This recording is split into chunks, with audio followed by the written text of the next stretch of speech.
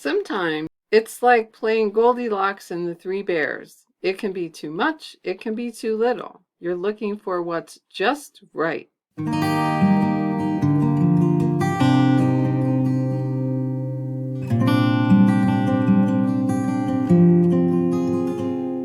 Well, hello everyone, and welcome to another episode of You and Me and Multiple Sclerosis.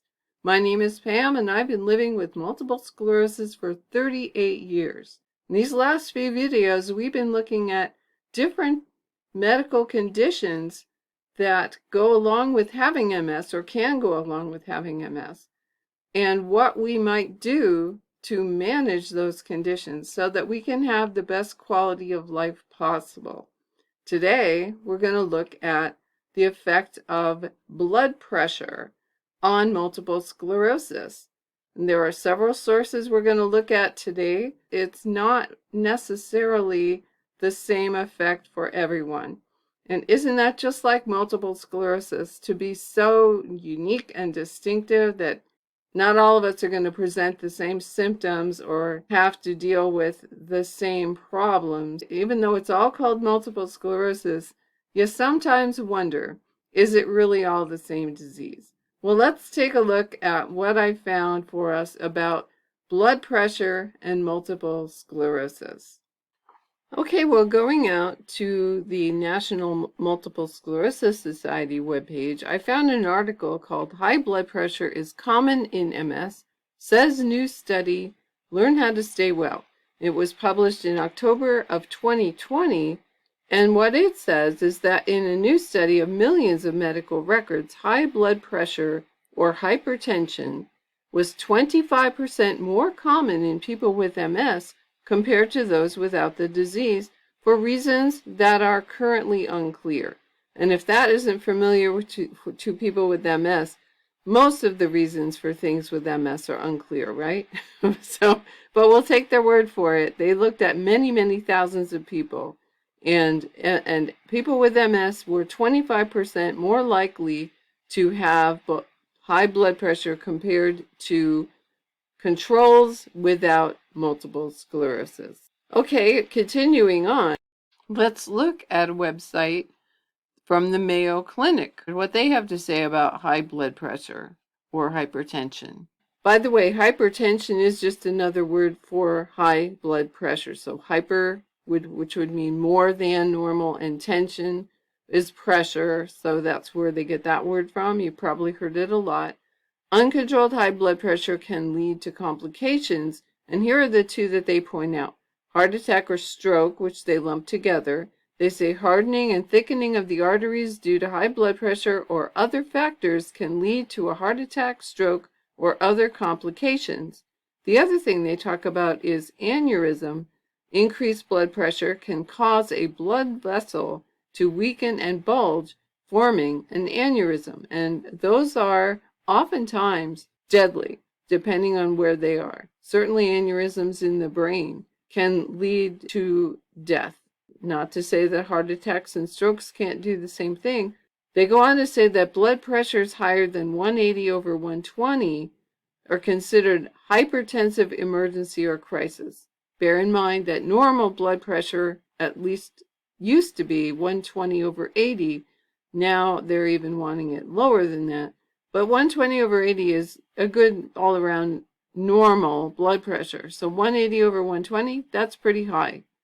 Seek emergency medical help for anyone with these blood pressure numbers. Untreated high blood pressure increases risk of heart attack, stroke, and other serious health problems. It's important to have your blood pressure checked at least every 2 years, starting at age 18.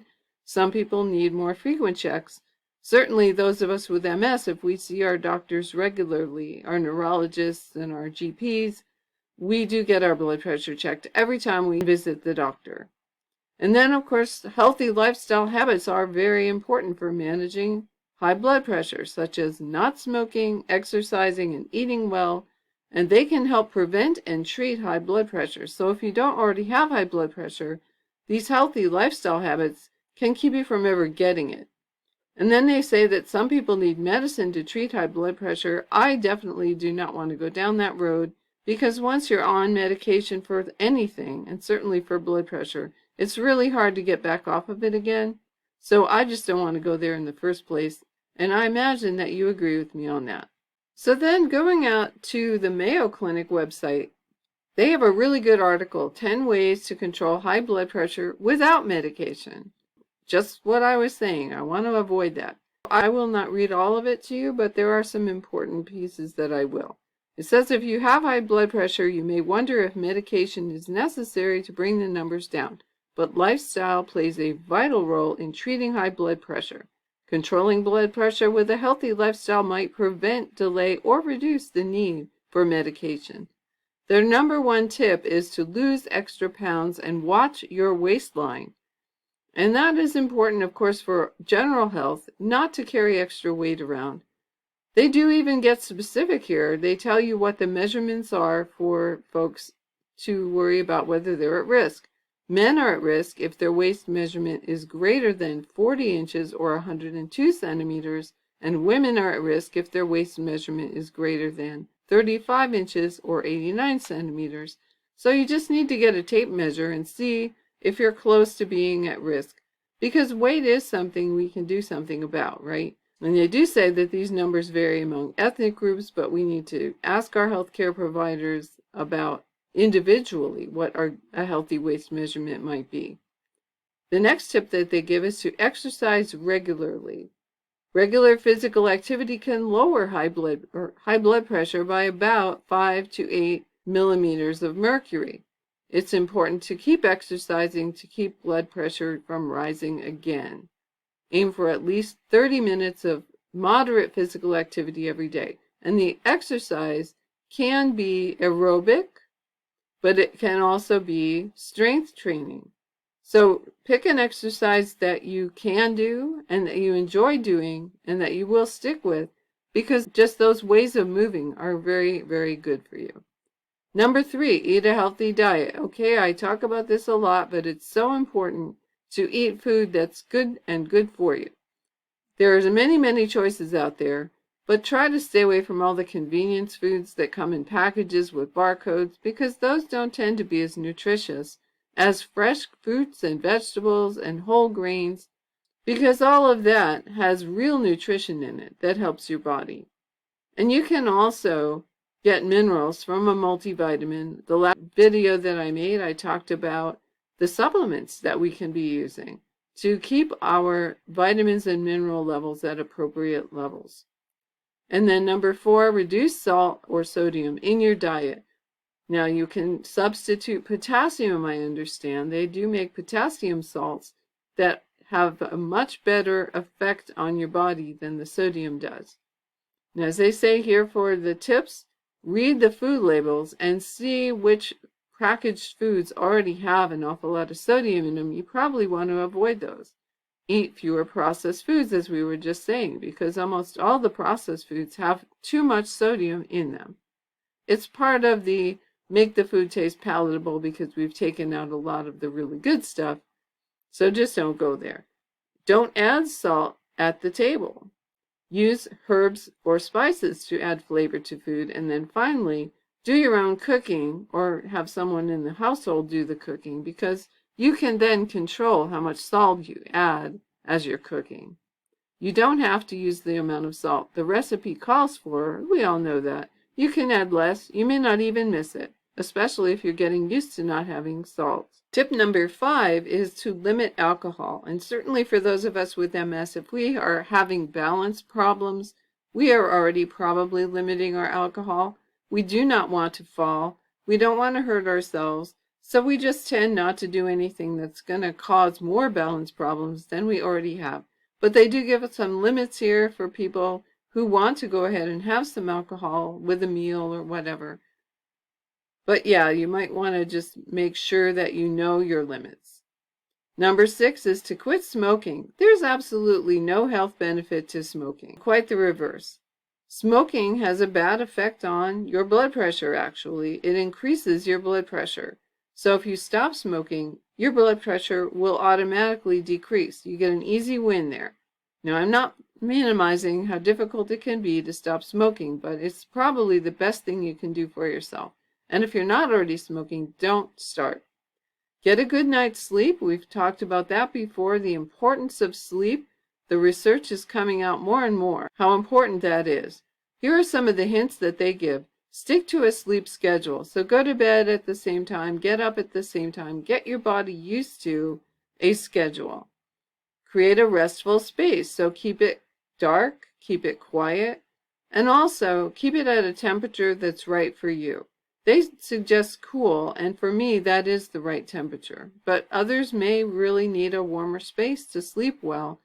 Figure out what works best for you and keep the room at that good temperature. Watch what you eat and drink before bed and limit naps.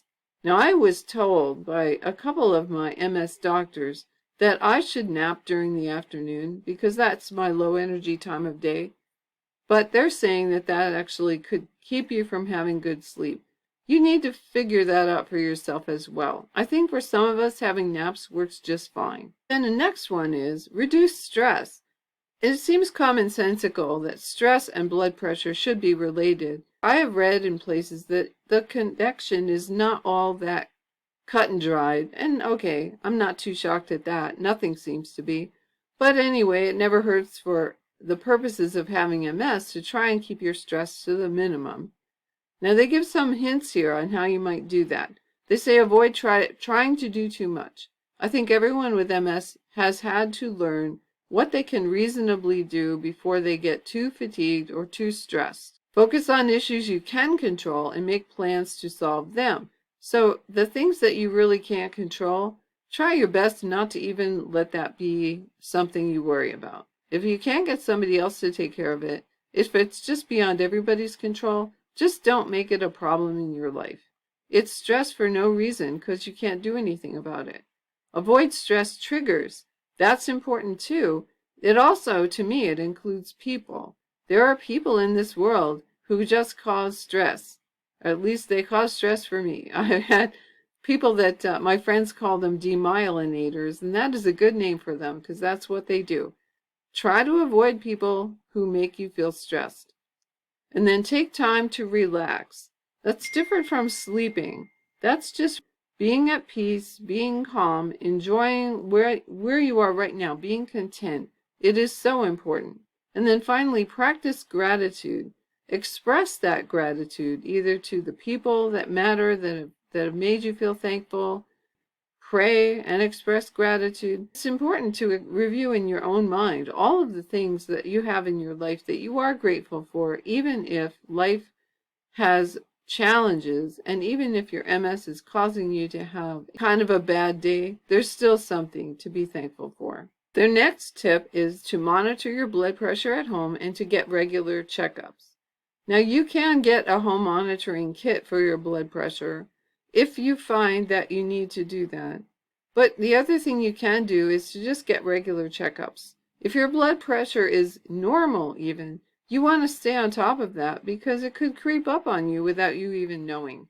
One of the things that I have read is that there are symptoms of high blood pressure, but they do not normally kick in until your blood pressure has been too high for quite a long time. You just need to be sure that you don't let it go for too long. And then finally, get support. This is a theme that's repeated over and over again. It is so important to have a support network, whether it be a medical team, a support group, or friends and family who love you. All of those are so important for you to have a good quality of life. And when you're content and happy, you do end up having better health outcomes. It's just seen over and over again. So it can't be stressed too much. Get good support. It's kind of the opposite of what I was talking earlier about, is avoiding stress triggers and avoiding people and things in your life that cause you stress. Stay as calm and relaxed and content as you possibly can, and take advantage of every opportunity to do that. Okay, well, it's not just high blood pressure that's a problem for people with MS. According to my MS team, dizziness upon standing is also a common problem for people with MS. It's called orthostatic hypotension. So hypotension is the opposite of hypertension. Hypo means less than, and tension again is pressure. So it's the opposite of high blood pressure. It can be just as damaging in its own way. This came out in 2022, so it's actually a pretty recent article. It says if you sometimes get dizzy when you stand up, you're not alone. The scientific term for this is orthostatic hypotension, and up to half of people diagnosed with MS experience it at some point. So if we have that many people with high blood pressure and that many people with low blood pressure, it kind of makes you wonder if anyone with MS has normal blood pressure. I think I kind of do. Mine's kind of low normal. You can let me know in the comments what your blood pressure tends to run.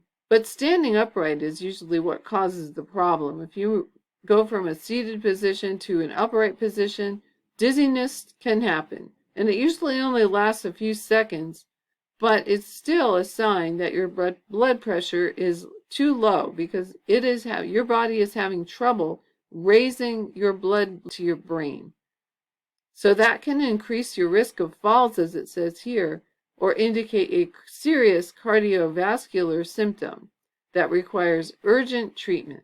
So you need to be talking to your neurologist about dizziness upon standing. You may think it's pretty minor, but it might be a sign of something that's more serious. So the article talks about why does MS cause orthostatic hypotension? That's an interesting thing to ask.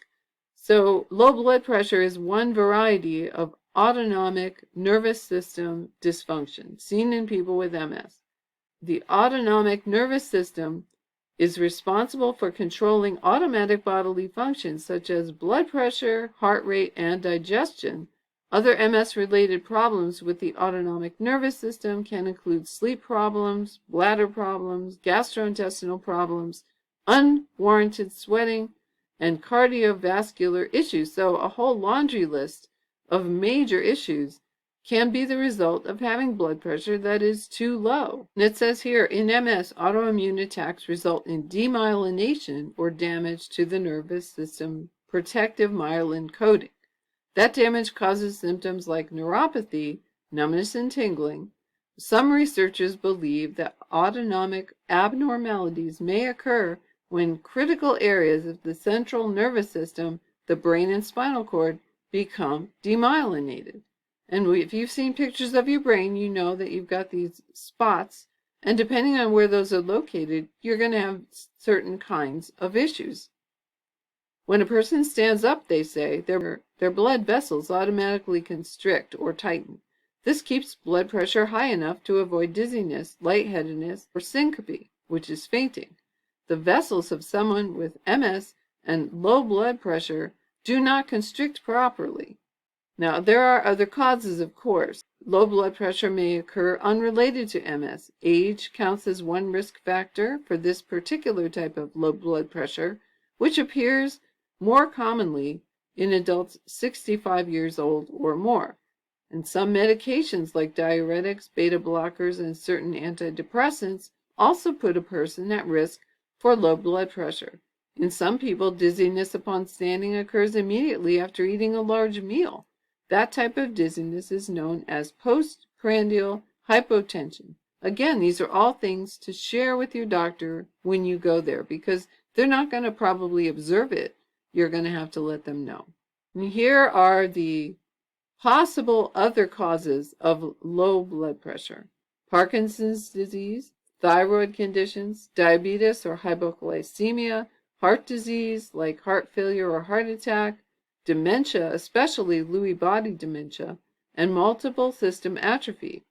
Now, in the process of diagnosing you with MS, your doctor probably checked you for many or all of these conditions, but just in case, you might want to have it checked, especially if the symptoms have just started fairly recently. Something new might be going on, and you may be tempted to think it's your MS, but it may not be, so get it looked at. Low blood pressure can also be a sign that you're badly dehydrated and your blood volume is low. So if you haven't been drinking enough water, that could be happening. Severe dehydration can occur after prolonged spells of sweating or vomiting as well. So be sure that you keep yourself hydrated. Drink plenty of water. So here are some things that you can do to manage low blood pressure associated with MS. Diet and lifestyle changes are the first thing that they mention, and I've hammered on this one over and over again. I have videos on the subject. It's very important. You need to be drinking more water, eating a diet higher in salt, which is the opposite of what you do if you have high blood pressure, but salt can increase blood pressure, so if you have low blood pressure, it might be the thing to do. Avoid alcohol for the same reasons as we talked about earlier. Prevent overheating, highly important with multiple sclerosis, regardless of what your blood pressure is. Now this is an interesting one. Uncross your legs when you're sitting, because if you cross your legs, you're blocking normal blood flow. And if your blood pressure is already low, you really can't afford to be doing that. Likewise, sleeping with your head elevated will help with low blood pressure and its effects as well. Obviously, that is not a cure. Nothing on this list is a cure, but it can certainly alleviate the problems that you have with chronically low blood pressure. As they say here, all of these can help raise blood volume and ensure proper blood flow when you stand up. Now, if none of that works, the doctor may talk to you about inserting a pacemaker because that may help you with your low blood pressure. These can be installed during a minor surgical procedure and help your body function properly for many years.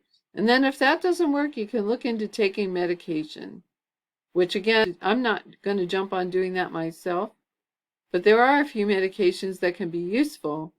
But you do have to also talk honestly with your doctor about the side effects from those medications and specifically drug interactions with any medications that you're taking for your multiple sclerosis.